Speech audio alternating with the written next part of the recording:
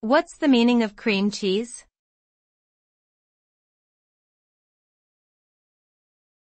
Cream cheese.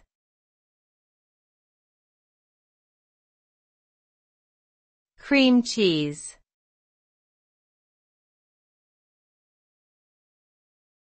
Cream cheese.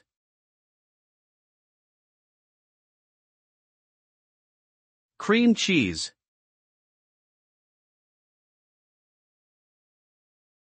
Cream cheese is a type of soft, spreadable cheese that is made from a combination of milk and cream. It has a smooth texture and a slightly tangy flavor, and can be used in both sweet and savory dishes. Cream cheese is commonly used as a base for dips and spreads, as well as a filling for desserts such as cheesecake. It is also often spread on bagels or toast for breakfast. Overall, cream cheese is a versatile and popular ingredient in many types of cuisine.